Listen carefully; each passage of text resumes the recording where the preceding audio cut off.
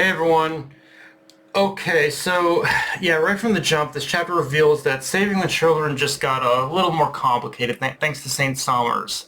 Like, like thanks to him that they can't even touch the children without getting skewered. Which, on that note, I know everyone's trying to find a way to save them without harming them, but simultaneously, this is the kind of chapter that feels like it's reinforcing the point that the only way to save the children at this point is to give them like a good whack in order to knock them out. Like Summer's whole plan seems to be dependent on the adults giants being unwilling to inflict harm on the children. And the thing is, it's kind of working right now. Like everyone is disorganized between trying to handle the monsters and saving the children, and again, in both cases, excessive force might be necessary, just slightly less so with the children. But as we see, the adults are so concerned, so passive in trying to save the children without harming them that it's like they have that it's like, this might be a time where you might need to consider being a little bit loose on the idea that maybe you should kind of give them a little bit of hard knocks in order to just knock them out, or if they are trying to find, or if there is another way to or there's another way to do this and they need to find it soon, because otherwise, yeah, you're running out of time. That's basically the whole theme of this chapter, is you're running out of time to save the children. In saying that all that, though, this chapter did reveal both Summers and Killingham's devil fruits, both pretty much what I expected they would be, which is that Killingham's dream warping abilities are very much tied to his devil fruit, the dragon fruit model Kirin, which is from my knowledge of from my little knowledge, that is basically an ancient Chinese dragon, and which had very like dream warping abilities. And Summers being the one that's fully complicating the issue with his thorn fruit. So yeah, both these powers it's very clear right from jump in this chapter why these two specifically were chosen, because their powers together make for a very dangerous combo when it came to kidnapping these children.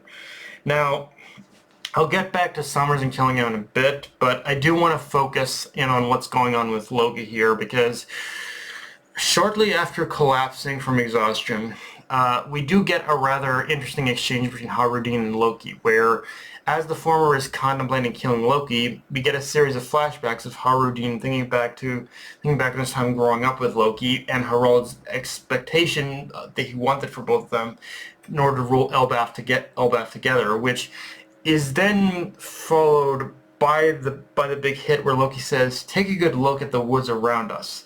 They all say I killed Dad with pure murder in my heart, but you don't believe that, do you?" Referring to Hajrudin. And yeah, I know I'm gonna sound once again like a broken record at this point, but if the next chapter isn't a flashback to what happened that day, or bare minimum sets up a transition into a flashback, then I'm gonna be pissed, because right now we are in no better spot than in order to give us a flashback or something that just shows us what happened back then, or even just an admission of something, anything. It's like no better time than to do it now. And because the way Loki seems to be telling it right now, it's more or less confirming exactly what I thought happened, which is something happened to Harald where Loki was forced to kill him. Now, it's the circumstances, obviously, that are still the biggest question, and if I had to guess what happened, I'd wager, knowing that this isn't the first time the government tried to subjugate Elbaf. I think what happened in the past is they might have done something to Harald that might be similar to what they're doing with the children now, except rather than kidnapping them, it's possible the government tried to have Harald run wild and destroy everything, like Doflamingo did with Riku and Dressrosa, but Loki killed him before that could happen. That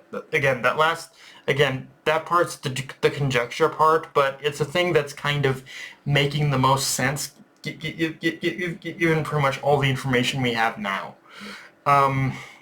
Now, circling back to Now, circling back to Holy Knights, Oda, as of late, has been doing something rather intriguing with these guys that makes me ask, where are you taking this, Oda? Which is to say, although they're still very clearly the antagonists, they are also like they're obviously like they're kidnapping children in order to bring Elbaf under the government's thumb. So yes, they are the antagonists, they are the villains. Yet, despite all that, Oda's still doing a lot to give these characters more flavor, more personality, making them seem a little more, a little more, a little more, a little more, a little more three, three, dot dimensional rather than keeping them as basically pure evil villains. Um, even so, even if their actions are considered in order to be evil. So again, my question is, what's the end game here? Because while this isn't the first time Oda has humanized nobles, like Yoskar being an immediate perfect example of that, the fact that he's going even further with it now, with the Holy Knights, or at least this group, showing their dynamics and showing that yes, there is more to these people than just being like government lapdogs.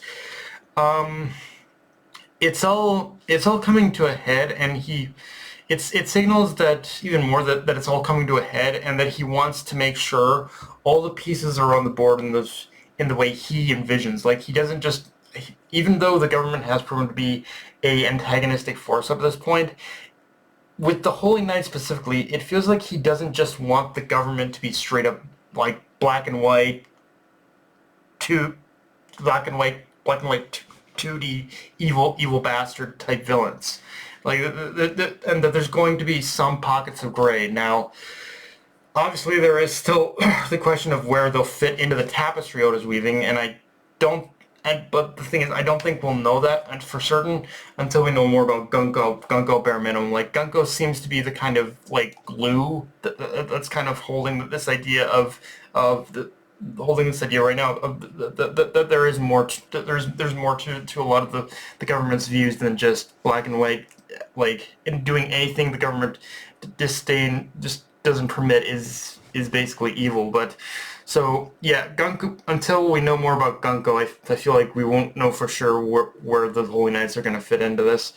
Um, and yeah, outside of that though, not much more to say. I will say, if I did have maybe one weird criticism about this chapter, it's that the Straw Hats specifically felt kind of like just kind of just completely they basically took the Strats they took a little bit of a back seat in this chapter, like they were just kind of there. Like they didn't feel like as important as they should have been. Even what was going on with like Loki with Luffy and Zoro, I was with Luffy and Zoro being there, they didn't feel like they were like necessarily needed to be there right now. Like it felt like it was mostly just focused on Loki, Hajrudin, Loki and Hajrudin right now. But yeah, so like if I did have if I did have one problem with this chapter, it's that the Strauss they definitely felt like they definitely took a little bit of a back seat, so to speak.